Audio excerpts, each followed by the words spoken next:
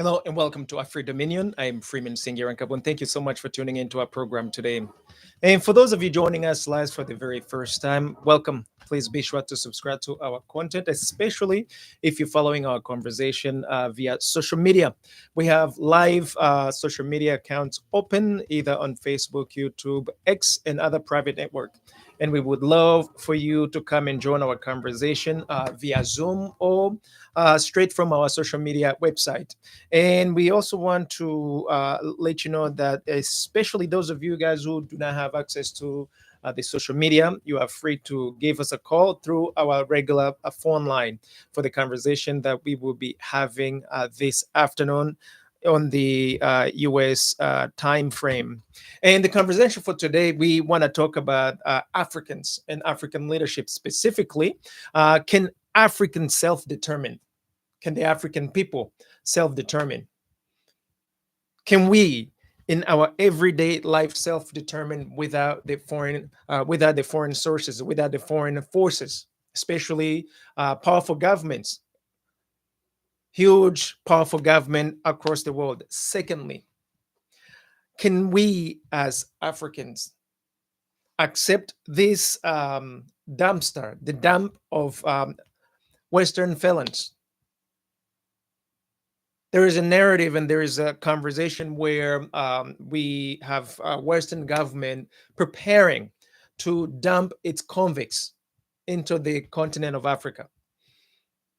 And those are the conversation that we want to talk about right now. And those of you guys who have some time, some insights, I'd like to give you guys a huge welcome. And with that in mind, guys, I know that most of you guys are usually a little bit of afraid, but we are living into some unprecedented times where not only free speech is being curtailed, is being literally manipulated, but not everyone is freely speaking because of fear of retribution, especially when talking about the Africans in the diaspora. Not only the Africans in the diaspora, but also native, people who are natives to various countries. Now, global governments are literally threatening their citizens to deport them if they are speaking against the policies of governments. And these are literally unprecedented times that we are living in. Now, why do we? Why are we saying that can Africans self-determine? Guys, I'm not sure if you have been following, but recently, for those of you guys who haven't been following, we have dramas going on in Burkina Faso, where the current government is literally under attack from various nations outside of Africa. There have been multiple coups against President Traore, Captain Traore, because of the policies and the directions that he's chosen to take towards his nation. Now, all of us, we may have 2 cents about it. We may have something to say about what is happening in Burkina Faso. But there's one thing that I want to ask African people, whether you are in the diaspora or in your respective countries. At what point are Africans going to self determine? Why does African affairs always have to have a foreign country, a foreign entity, a foreign force going behind and pushing the narrative? When I see what's happening in the United States, for example, you have literally the so-called illegal aliens being deported to various countries. They're being deported to various countries because they are illegal within the United States. Granted. Now you also have political rhetorics where the United States government doesn't agree with leadership across African nations, specifically in Burkina Faso. Recently, I don't know if you guys have heard the conversation that the general was one of the generals in the United States was having when he specifically was talking about the Burkina Faso situation. In other words, you have powerful nations like the United Nations, like the United States, literally speaking up about what he thinks about the African leadership, specifically in countries like Burkina Faso. In wonder, can any of the African country come forward and say, you know what, we do not want what is happening in the United States? And it's always said that under the interest of the United States condemned XYZ. Specifically here now, there's a rhetoric that, hey, because of Burkina Faso have decided to literally manage its own minerals, all of a sudden, there are many figures who have 2 cents about it. When will African politicians literally drive the agenda on behalf of the African people? If African people are being deported outside of the United States, specifically, there are many people being deported, but now specifically when we talk about African people, those who do not have, who have run out of status, who currently do not have, status to stay within the United States, if they are being deported outside of the United States, and then also become deported within their own nations, the government becomes literally the coup d'état being taking place in various nations. What is happening to Africa?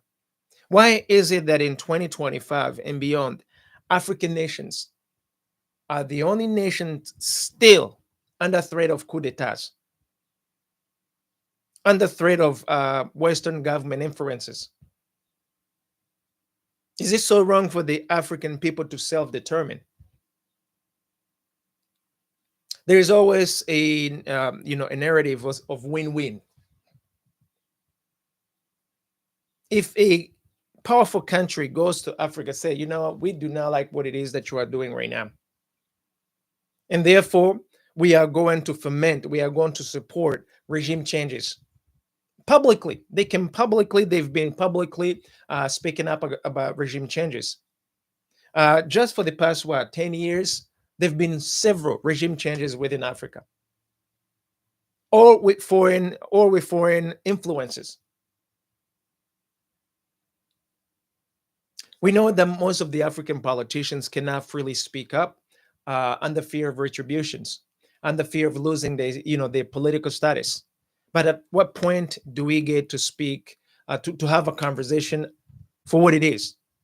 In Burkina Faso, if you guys haven't been following, the people have decided to take matters into their own without foreign influences. Recently, if you guys do not know, France has been kicked out of Burkina Faso. The United States has been kicked out of Burkina Faso. We're not talking about the country. I'm talking about not only its security services, spies, and all of that. You have a lot of government influences in various African nations, and all of a sudden, Burkina Faso decides that we're no longer going to have a relationship. Niger stops relationships. Mali stops relationships. Consequently, since now the influence of countries like the United States is diminishing, all of a sudden, you start hearing all these all kinds of rhetorics. It is crazy to me that in 2025 and beyond, African people are still afraid to speak up their minds. This is like literally open slavery. Not only you cannot speak your mind, you are afraid to speak up, either because of fear of retribution economically, fear of retribution politically, fear of retribution, or be it on the immigration side, people are just afraid. And I always ask every single one of you guys,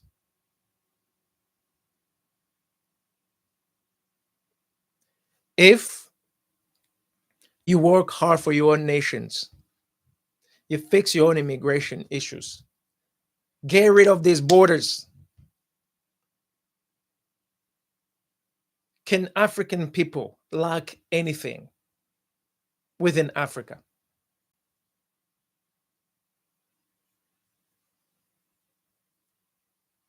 Physical borders that African has, or African nations have currently, are literally a part of the problems, a part of the problem as to why we cannot move forward. We have to get rid of these boundaries. When you look at nations like the United States, which is literally a unification of many states or many mini countries within the United States. Not only every state's its every state has its own borders. However, just because it has its own borders, it does not keep the people from going in and out. Especially when it comes to trade, when it comes to relations, when it comes to employment, the regular everyday human life, the very basics. And I don't see why Africans cannot allow African people to literally go as they please in many other African countries. There are people who claim that, well, the security, the Africans continuously are killing each other. You have wars, never ending wars within African continent. Yes. But where are these guns coming from? These guns are not coming from Africa. They're coming from the Western. They're coming from Europe. They're coming from Asia. And they all share one thing in common. They're killing African people. They are literally destroying African lives. Africa became like a laboratory.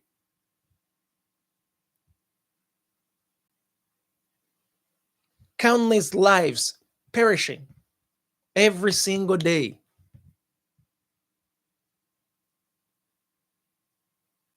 All in the interest of various other nations. The weapon industry makes money over the death of Africans. Powerful nations, they literally are making a profit out of African resources. But that's not the conversation that is sexy to have. That's not a conversation that can openly be spoken in front of these powerful countries. Why? Because as long as I say in the interest of this country, in the interest of that country, we would not allow that policy to proceed. At what point will African people say, you know what, enough with this nonsense about aid? Africa doesn't need any aid from any one of these nations if African people can get together and forge forces as one people. On the contrary, is the other way around. Countries like the United States need Africa. UK needs Africa. France needs Africa. Russia needs Africa. China needs Africa. All these first world nations or the developed nations, they all need Africa. However, they make Africa feel like they are actually subservient. They make African people feel like they're the poorest people on planet Earth. When in reality, it's a poor thinking. So there is a need to liberate African people. There is a need to stand up on our own 2 feet. There is a need to literally feel proud of your own immigration status as a people. If we do not have wars in Africa, there won't be any need to migrate to any one of these developed nations. Why not fix our own countries? Why not fix our own borders? Get rid of Africans who are fomenting fights, who are fomenting wars amongst other Africans. Get rid of Africans who are selling out other African families. Get rid of Africans who are puppets of a lot of these other nations. I love what is happening, the example of leadership that's happening here in the United States about nationalism. Understand what I'm saying, guys. If African people cannot watch and observe what is happening in the United States, guys, if you are going to copy anything, simply just copy and paste. I know some of you guys, as a countries, you love copying policies. When the United States says me, myself, and I, American first, why can African people now say, you know what, African people first?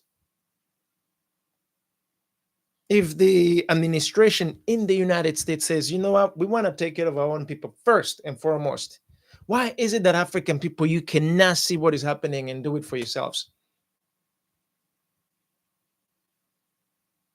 Apples to apples, guys.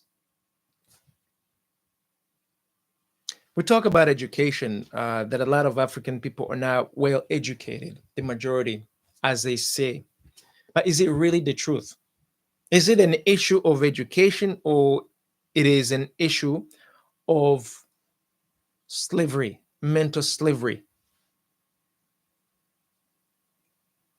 You don't have to go to a university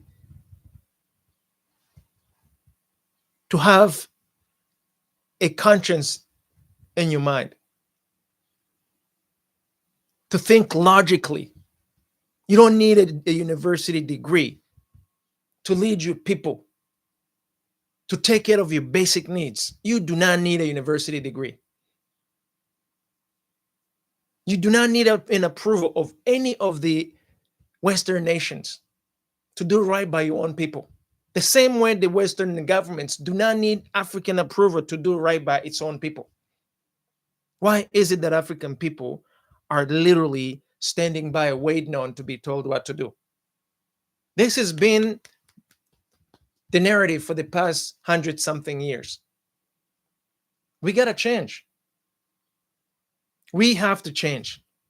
I feel bad for a lot of brothers and sisters who are being deported with actually having committed crimes, specifically felony crimes or criminal, you know, like gangs and the likes. I feel really terrible. Those who are overstaying visa to come to countries like the United States, France, Russia, etc., you're being deported. However, I have yet to hear mass Western citizens being deported outside of Africa because they have overstayed their visas. What is happening? Why is it that we cannot see what's happening to African people? Difficult times requires difficult measures.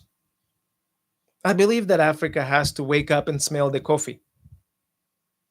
There is nowhere that we are going to continuously live this kind of life. You cannot self determine at home, you cannot self determine abroad. What becomes of African people? What becomes of African family?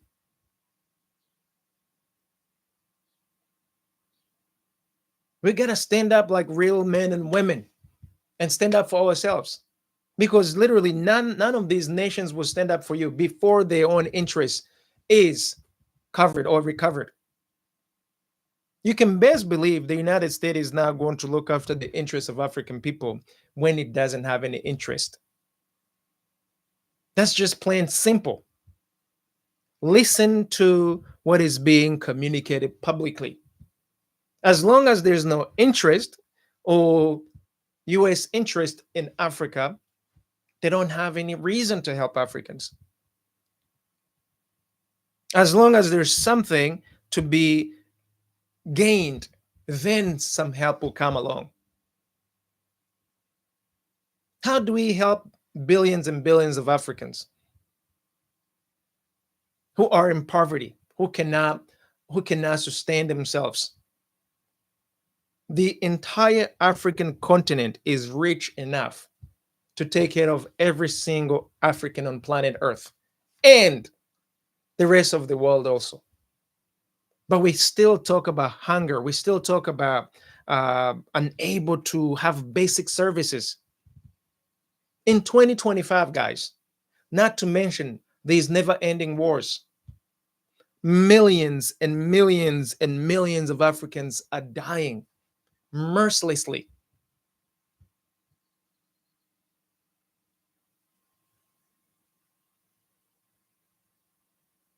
And those who are killing them have no fear whatsoever of any recourse.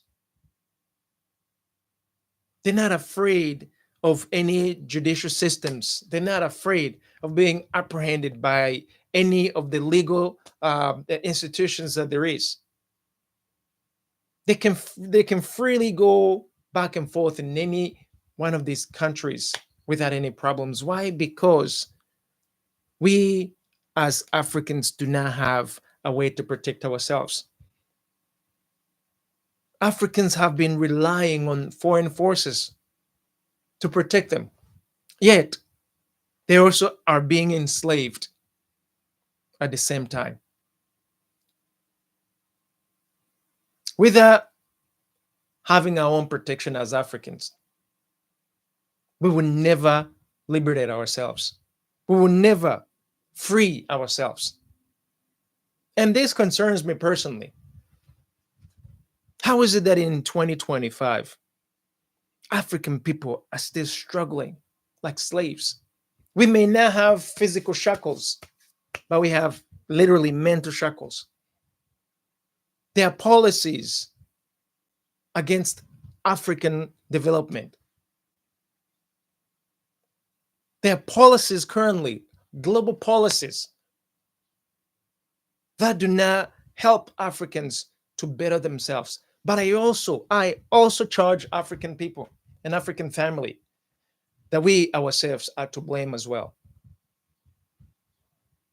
While everybody else is looking after themselves, we have been conditioned to wait and be given a spoon of food. When we are the owner of plantations,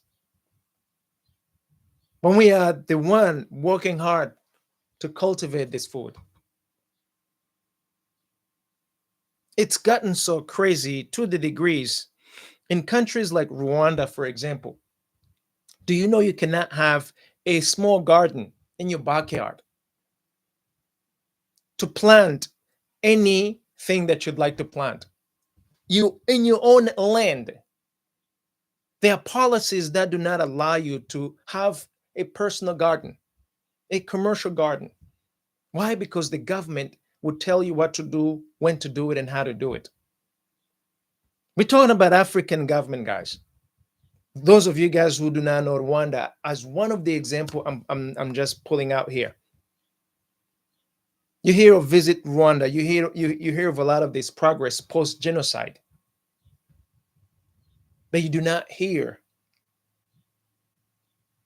how the people are living beyond the cameras, beyond the microphones. The freedom we take for granted, for example, in the United States, to do as you please, as long as you do not infringe your rights or you impose your rights to somebody else. You don't have those things in Rwanda. You cannot criticize government policies without you becoming unalived, without you being literally without you being tortured. You have several individuals who are rotting in jail for speaking up the same way I'm speaking up right now. And that's the Africa that the majority of you do not want to face, do not want to confront. Those of you in the diaspora, we are living well. Oftentimes, we are shielded from the issues within African countries. We are shielded from torture. We are shielded from being deported. Even though today You could have the citizenship, you could have the legal paperwork and the status, and you could still be deported. That's the era we are living in today. In other words, none of us is safe, which is why every dictator within Africa who's killing their own people, guys, we need to get together and get rid of a lot of these people. There's no way we can live on planet Earth. There's no way we can live as African people being persecuted on your homeland, outside of your homeland, any places that you may decide to go globally. There's no way that that persecution can follow you, can follow us, and we continuously just stay quiet about it. These are cowards, cowardly action, guys. So I am literally for the development of our African people without the influence of external forces. And if the external forces do arrive, it is literally our responsibilities to set up policies that stop that ahead of time. We cannot allow foreigners to determine our destiny, both inland and abroad. As long as you are a visitor, you are a guest in another country, you can definitely abide by whatever rules and regulations and policies that they have. But in your own homeland, you should never become a slave in your own homeland. You should never become a slave in your community. You should never become a slave in your neighborhood. You should never become a slave in your land. And any power, any government, be it internally or externally, that forces you, that checks you to the degree you become enslaved internally, we literally have to fight against it. I can publicly say that. We are free people as a human being. We are not meant to be ruled as animals, to be disrespected openly and publicly. If you feel like, you know what, you can self-determine in your own little garden, why is it that this other person cannot do the same thing? I'm often conflicted with the ideas that, especially here in the United States, people can do so much here. You can do so much to self-develop, to do a whole lot of different things. Until I realized that the development of these so-called first world nations do not extend to the so-called third world nation.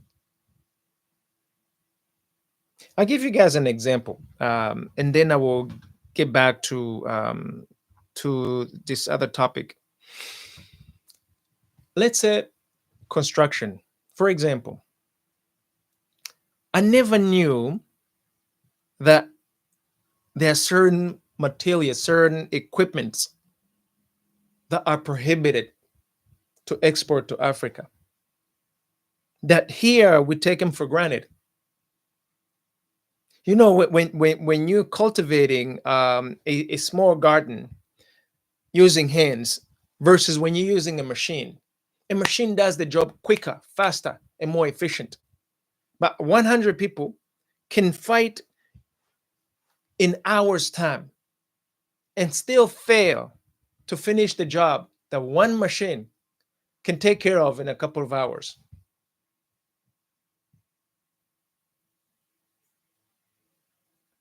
If we cannot import machinery and equipment needed to develop ourselves as African, why can we not manufacture them ourselves?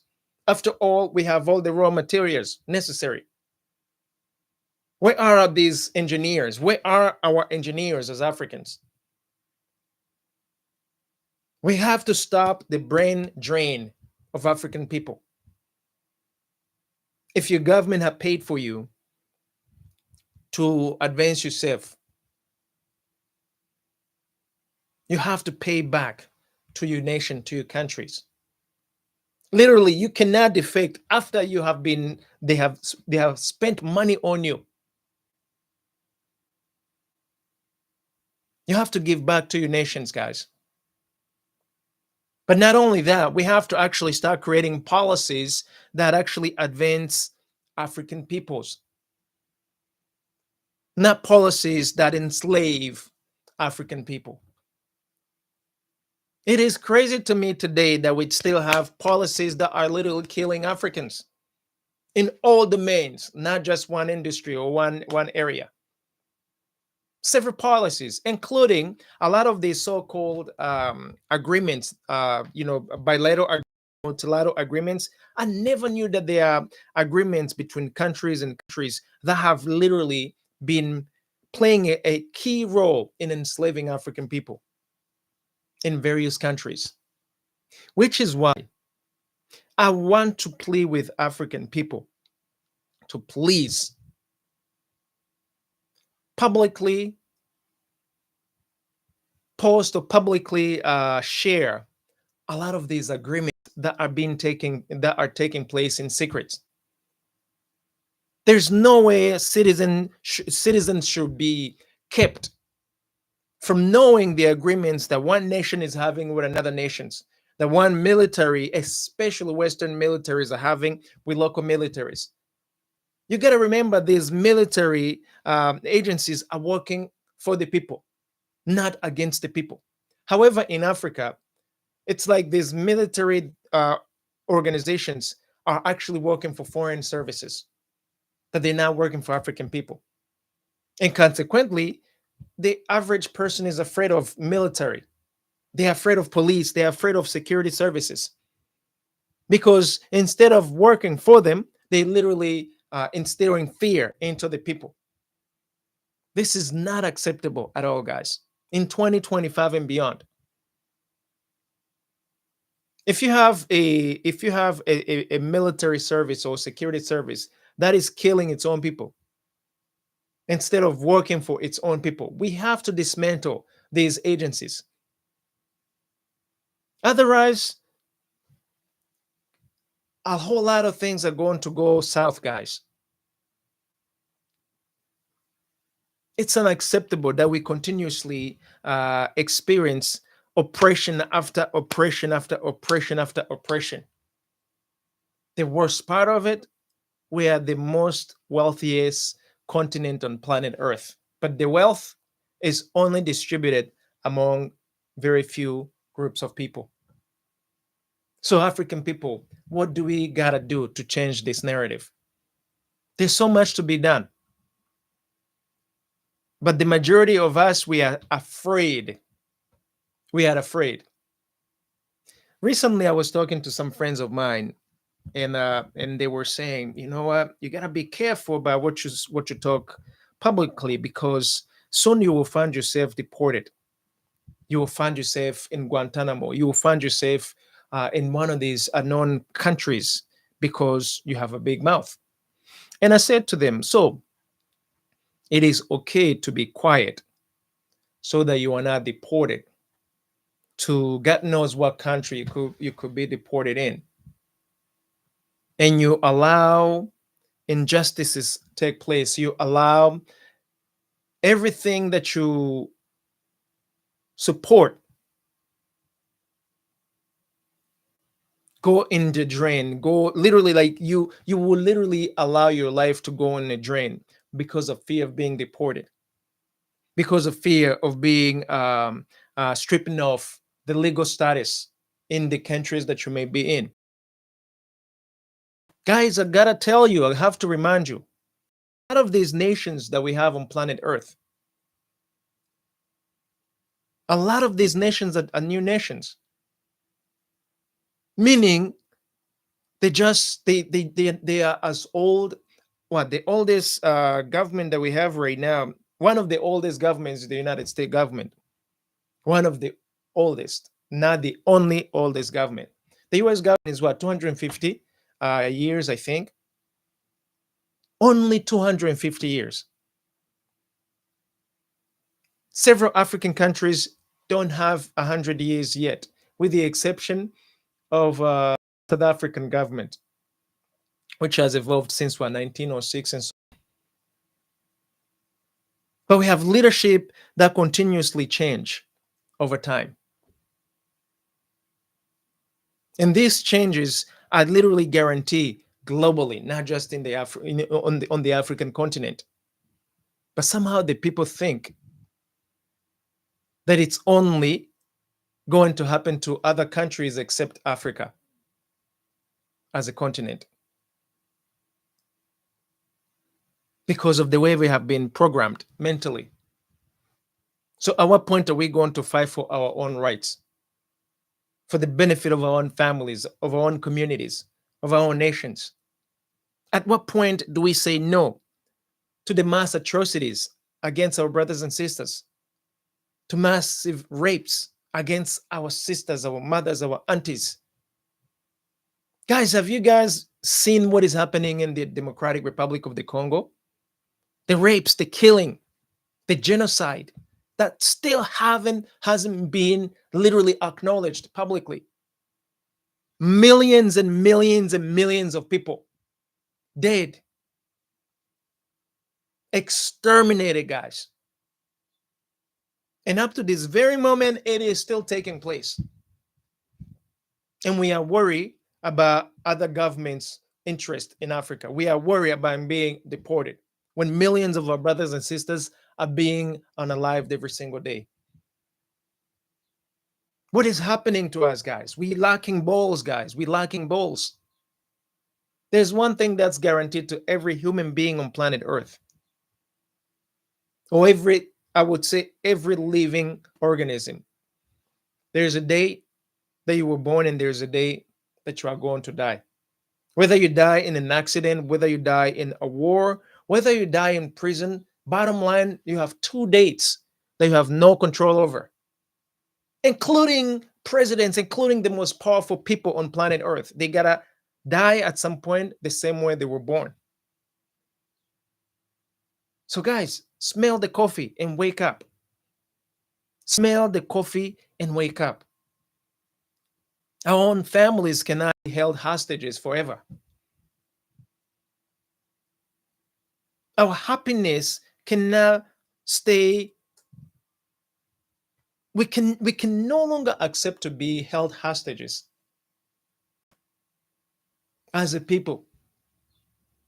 We also have the right to live a good, rewarded life where you don't have to worry, where you don't have to stress, where you can enjoy your inheritance as a people, as a community, as families. But we also have the right not to be taken advantage of. You have people who are the worst kind of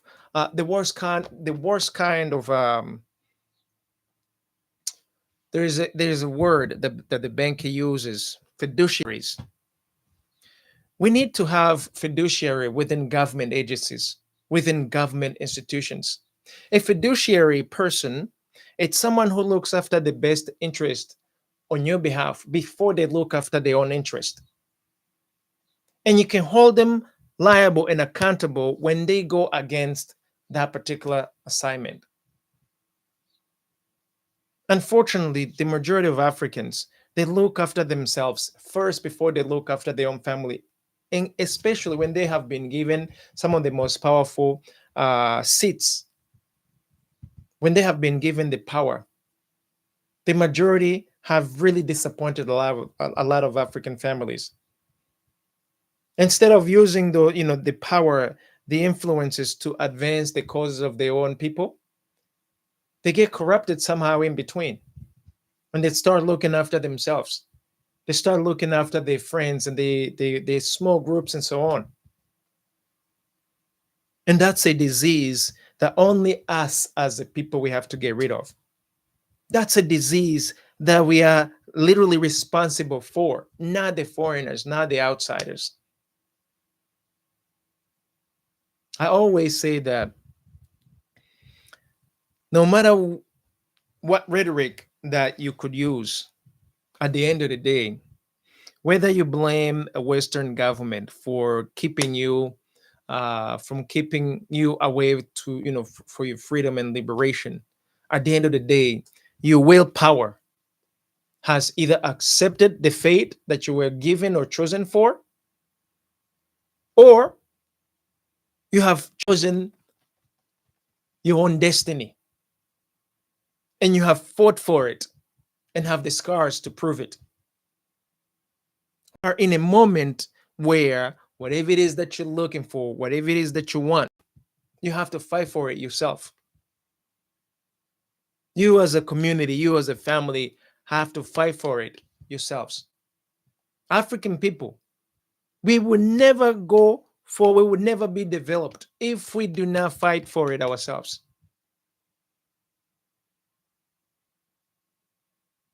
Terrorism will remain unless we stop it ourselves. Corruption will remain unless we stop it ourselves. Poor conditions will remain unless we eradicate them ourselves. This won't be done by the United Nations, guys. How many years has the United Nations been in the Democratic Republic of the Congo? With almighty forces and power that they possess, yet millions of people have been killed. Genocide committed under their watch. Countless lives are being unalive today under their watch. And all they can talk about is extend the mandate beyond several other years ahead. Guys, are we stupid or what? So when I talk about this, I know that it scares most of you guys because I've realized after all, we're losing courageous people. We're losing courageous Africans. We cannot speak up publicly. We don't want to speak up publicly out of fear. Out of fear of retribution, out of fear of being deported, out of fear of losing your jobs, out of fear of losing your status. You're losing your lives. You're losing your freedoms out of fear of getting out of the slave's seat. At what point do we say that enough is enough, my people?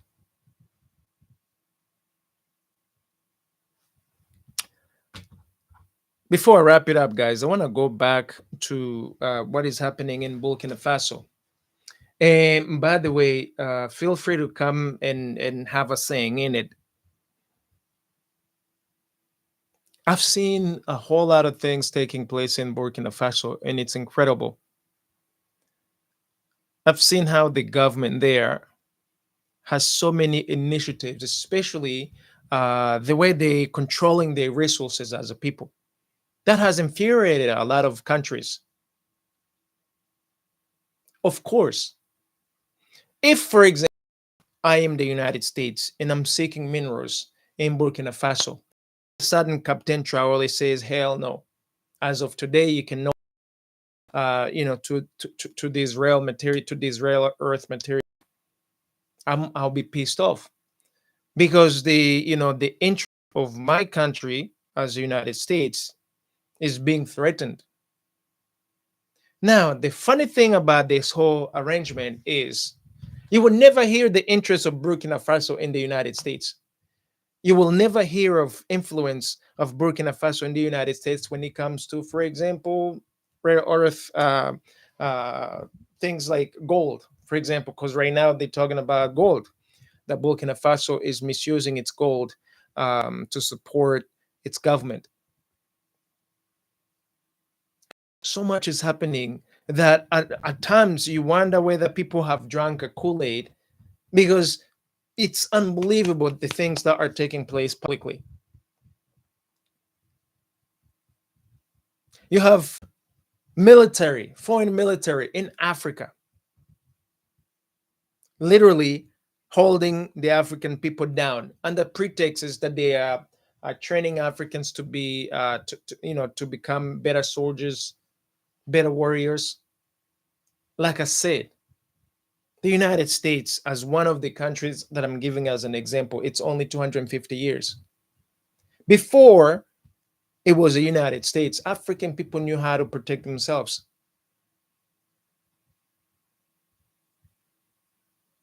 Even up to this day, African people can protect themselves. However, now we are led by a lot of slaves. We are led who do not look after the interest of African people first, the same way that here in the United States, as an example, the administration says, hey, I am looking after the interest of my own citizens first and foremost, and they are not afraid to say that publicly. I have yet to hear one nation in Africa, with the exception of those three nations, Burkina Faso, Mali, and Niger, who publicly have been saying, hey, you know what? We are looking after the interest of our own people first and foremost publicly. What's wrong with this picture, guys? What's the point of calling yourself a sovereign nation when you are still enslaved? When you cannot self-determine as a people? When you cannot set your own policies as nations? Some of this picture, guys. So, because of all these issues, we have to change.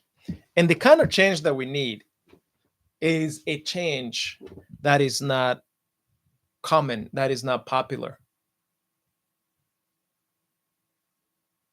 Most people, you want to ride with people who got swags. You want to ride with people who are popular. You want to ride with people who have better connections at the expense of your own lives, at the expense of the interests of your own people. What kind of life is that going to be for your families, for your community, for your nation's leader? Guys, I'm pissed off by the fact that countries like Rwanda are accepting receiving convicts. Listen to what I'm saying, guys. Rwanda and Libya are potentially going to be accepting convicts from countries like the United States. Why? Because the United States doesn't want those poor apples amongst its own population, so they have to push it outside of the country. Guys, listen to that. What are the ethics behind that? What are the morals behind that? You don't even have to be illegal. The same courtesy is also being extended to the citizens of the United States. If you're a criminal, they don't want you in here. They want to dump you somewhere else so that you are no longer an issue, a problem to the community. In other words, you are going to be a problem to another community that isn't here. Guys, I don't even know whether this falls in as a discrimination, but it's beyond a vocabulary word that I still have yet to determine mentally.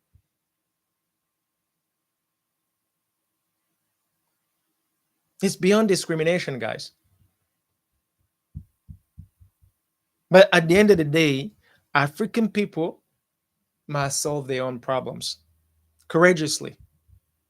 Guys, literally, don't be afraid of being deported. If anything, being deported will force you to deal with the issues you have refused to deal with in your own countries. Because nobody wants drama. Nobody wants to be under fire every single second. Why do you think that people are running towards the United States? There haven't been any wars, any physical wars in the United States in several decades. And therefore, people feel like, as if only I could get to the United States, I could figure out life. Look for nations that have yet to, that haven't had any wars. Everybody wants to go there. Because bottom line, nobody wants to have bullets flying over your head every single second. Nobody wants to go and accidentally step on an IED and go and lose a leg. Stable nations, stable regions, those are sexy countries. Those are preferred countries that everybody want to go in. The minute you introduce a war, that changes. If we can stop wars in Africa, African people will never get out of Africa, because a war will cause people to flee their own homeland quicker than hunger. A war will force people to leave their own homeland faster than dramas. So if we can stop these wars, then we can actually ensure that African people can figure out their own lives in their own ways. And I believe that's one of the things that we have to do as African people. Guys, we've been working in the background for so many years, fighting against the powerful forces, including families and communities of our own people. Why? Because some of them are working in the interests of the foreigners, not in the interests of our own people, of our own communities, of our own families. That's just real talk, guys. And for those reasons, we have to literally scrutinize whom do we have sitting and looking after the interest of our own people. Can we trust this individual? Can we trust these groups? Do we have mechanism to check, some sort of check and balance system that ensures that those we have trusted to look after our own interest are literally looking after our own interest, not just by papers, but through actions? Can we audit what they're doing to make sure that they are still going after our own interest? And if not, we kick him out. I don't understand how a nation's leader who could be as old as a dinosaur sleeps openly, can still win presidency, can still win one of the most powerful seats in the government, and the people are still okay with it. That is just like a crazy mentality, in my opinion. You have African leaders who've been there for 30 years, 40 years, 20 years, and they still claim that the people want him there. When we know that they don't want them there, the people are afraid of them. They rather have a little peace for 2 minutes than losing their own lives, than confronting a lot of these people, a lot of these leaders, and get them out. So we got work to do, guys. We should never blame the Western government for taking advantage of any loopholes, any weaknesses that we have, as Africans. In your own homeland, you are responsible fully for whatever that goes on there, especially the thing that goes on in the wrong way. As a guest in another country, fine, you can blame it on that country. But in Africa, nobody else is to blame but ourselves, which is why we have to do anything and everything possible to turn the wheels around, guys.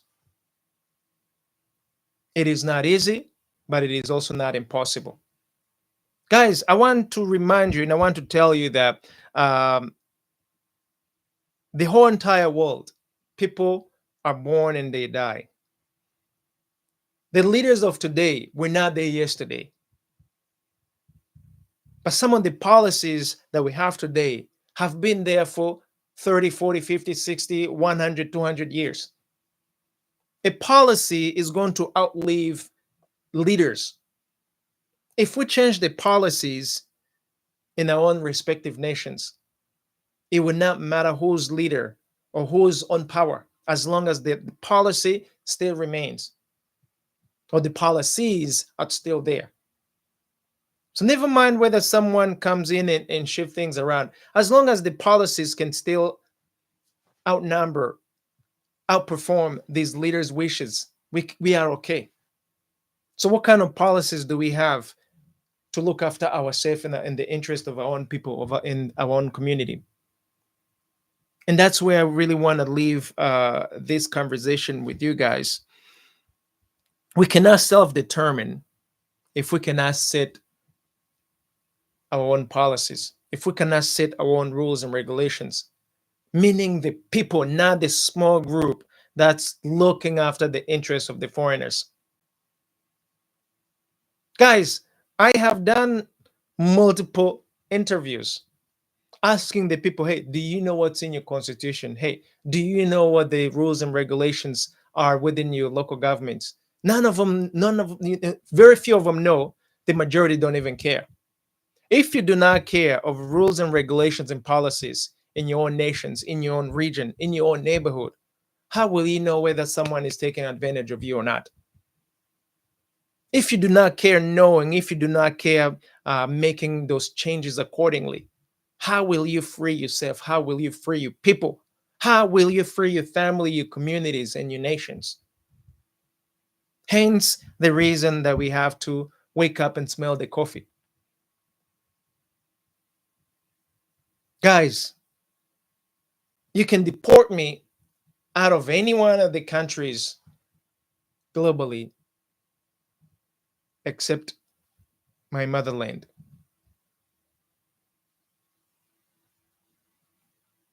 Except my homeland. You know, if today I was deported from the United States, every other country would ask me, am I a citizen and do I belong there? And quite obviously, it would be hell no. There's only one country that cannot deny me, even if they wanted to. And that's the native nations that I was born in. Today I can lose my legal standing, my legal access, I can lose my citizenship of any countries that can have me or that has me. But my birthright from my nation, nobody would ever take it away as long as I live. The same is true to every single one of you guys, especially you, the diasporians. Just because you think you have these citizenships of various countries, you think that you all of a sudden have become, permanent citizen in those countries. That's no longer the case in 2025, guys. You can lose your citizenship in any one of these developed nations, heck, in any one of these countries globally, if their interest was deemed to be threatened by you. To the degree they say, you know what, this guy or this group is no longer, we can no longer see eye to eye. So get to know that, guys. And because of that, while it's okay that you have, that you have set up shops overseas, that you have literally disowned yourselves as nations, as community,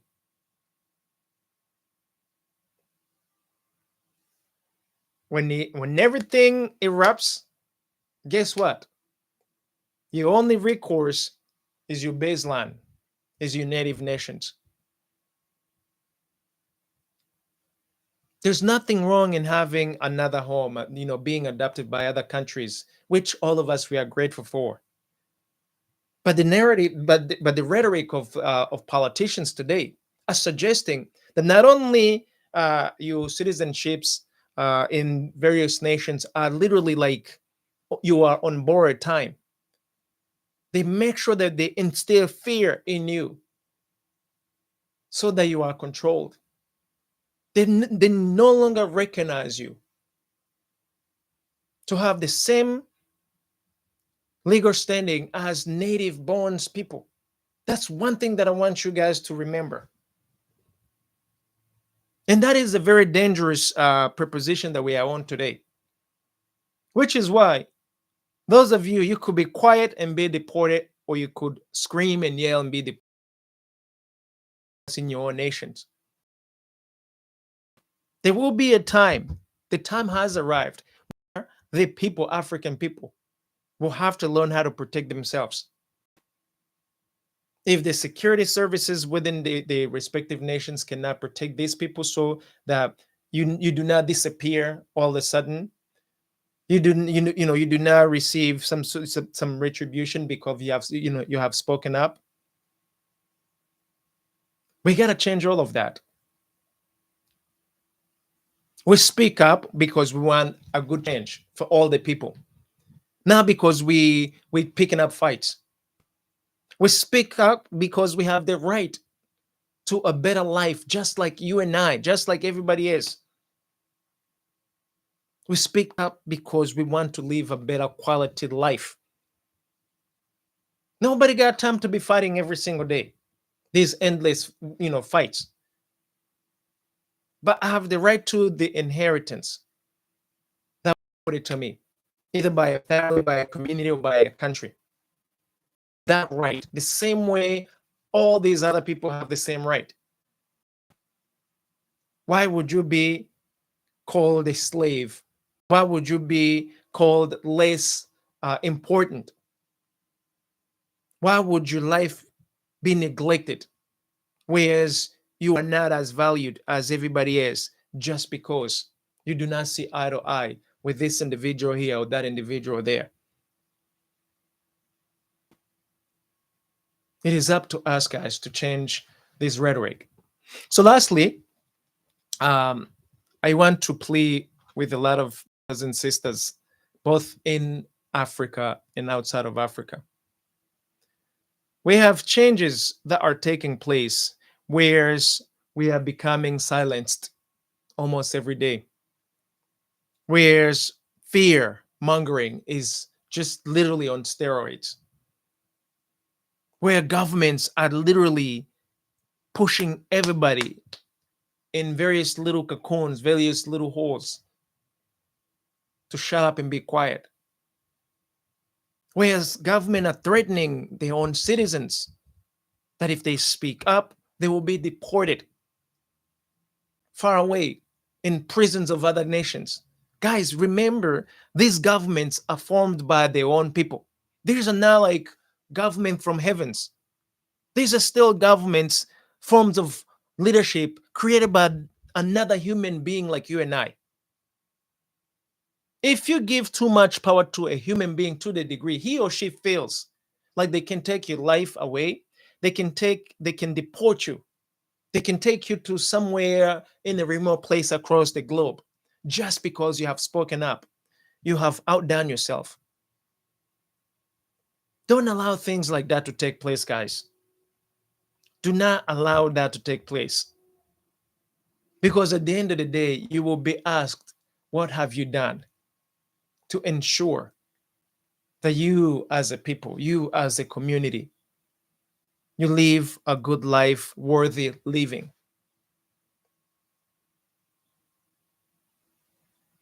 We have a responsibility, guys, whether you like it or not. Watching another brother or sister be, you don't say anything. Now we are quick to take videos when someone is being harmed than actually coming to the rescue. That's cowardice, guys. If someone is harming you, it is our responsibilities as families, as communities, to literally fight against those injustices. Don't allow your brother, your sister, your community member to be violated in and you just take the video as an evidence. Don't allow the others to abuse us, to put the fear in us, and we allow that to take place day in and day out. Remember, we are kings and queens of planet Earth, guys. And I'm not saying this rhetorically. I literally mean what I say. So you gotta behave as such, guys. So I want to wrap it up thinking those of you guys who are really working hard for the better of your community, there are so many of you, so many of you, especially those of you in armed services who are literally fighting for your own people. We know it's tough, we know it's hard, but I believe that the time is arriving where we can no longer trust the security of our own people to foreign services because we have seen evidence is it's overwhelming where foreign services, foreign military, they come in for their own interest before they will look after your interest. So don't be naive, guys. If China comes to help you, it is coming to help you because it also sees an interest. It also sees that it can be able to secure its own interest. If Russia comes and help you, that is because Russia sees that out of the deal, it's gonna get something out of it. If the United States says, "Hey, don't worry, we got you," they have already seen that the help they're rendering you is smaller than the benefit that they will reap out of you. Real talk, guys. Real talk. So don't get it twisted. Every single nation has a mandate to look after its best interest, its best interest. Even African people, we also have the same, except that we have been conditioned to think like we have been conditioned that those to us, because the last people have checked, we are still monkeys, we are still these subservient human beings. Guys, that is a program that has been put into you subconscious. You gotta get rid of that. You are as good as any other human beings on planet Earth, guys. Whether you went to school or have never stepped into any kind of school.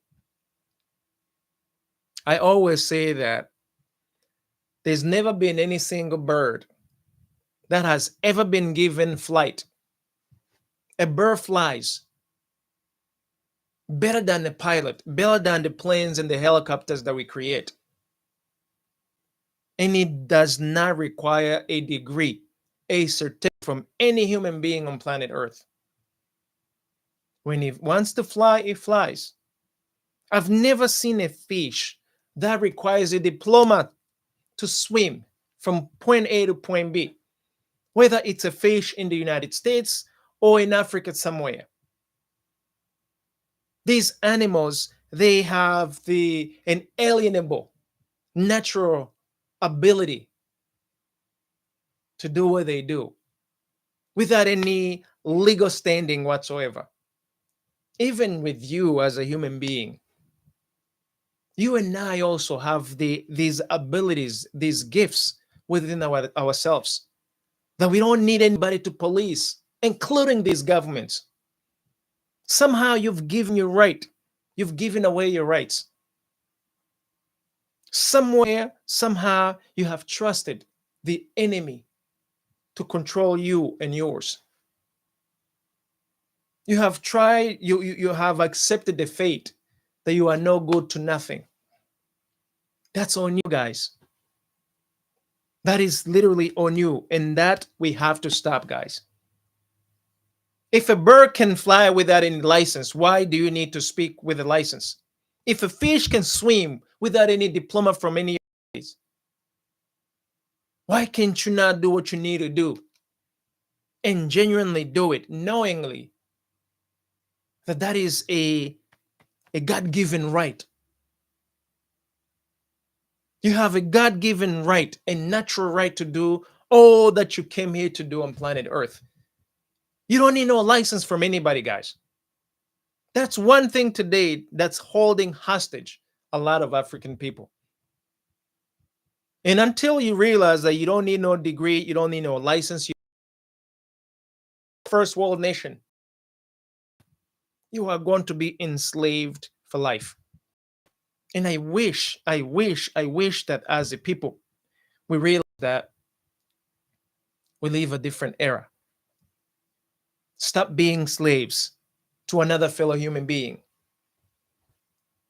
Stop accepting to become enslaved by another fellow human being like yourself. Stop being regarded as an inferior creature, especially by another person from a different region.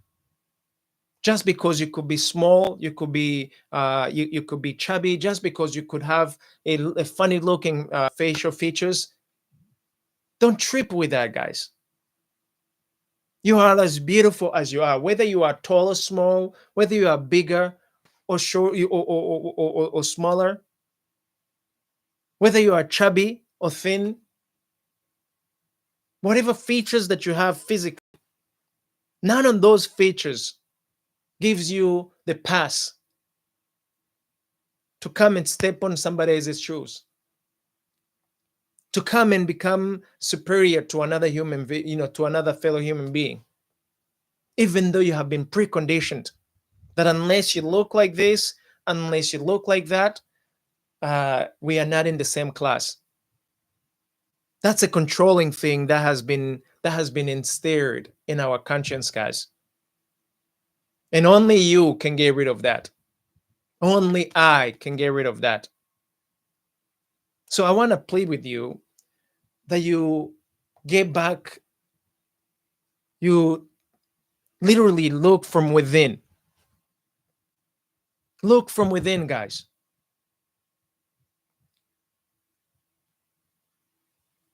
And give yourself back the rights and the power to be all that you're supposed to be. That's my wish to every single one of you guys. Lastly, it's imperative that as a people, we recognize that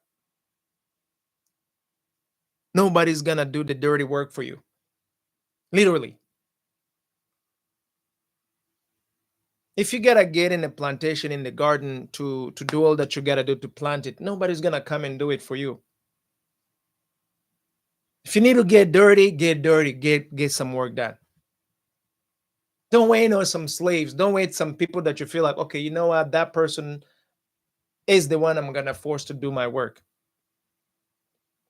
Yes, we know that there are those of you who are still have that mindset that you are going to enslave people to do your work.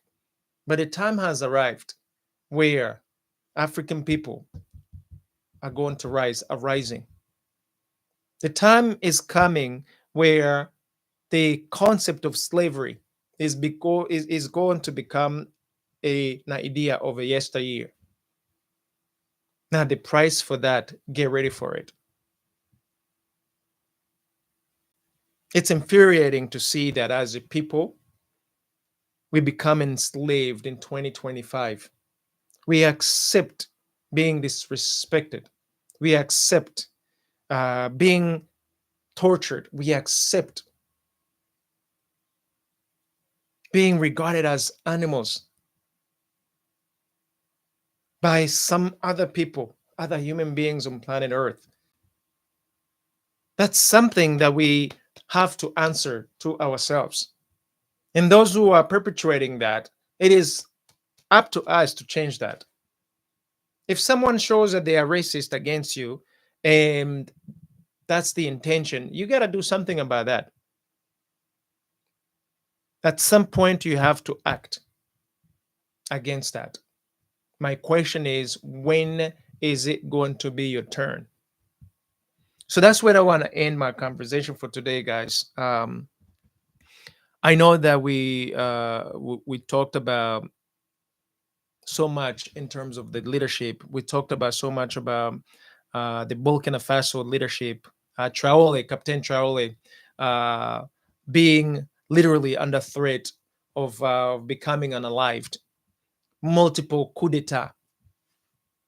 So far, if my memory serves me right, he has had official, I think it's between 7 to 9 coup d'etat, all because of the actions he has decided to take are not in the best interest of the Western nations.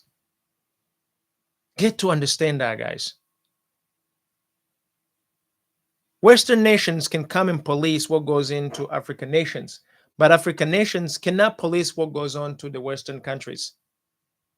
That itself can show you that you are still enslaved, modern slaves.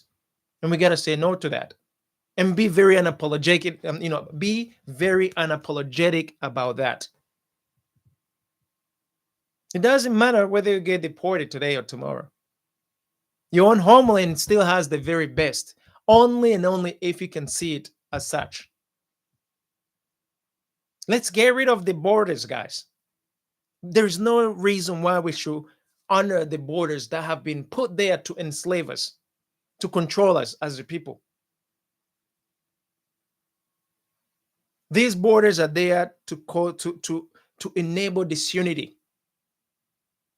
These borders are there to ensure that we will never, never, never, never be one people. So those who put them there will not deliberately remove them, especially after all these years. They meant what they did. So it is up to us to also change it, especially if we see that it is not in our best interest. So that's it for me, guys. I know it's Friday. We gotta go. Most of you guys who are going out, I want to wish you a beautiful evening, guys. Be safe out there. Be safe, but don't get it twisted, guys. We are under fire. Our lives are under threat, guys.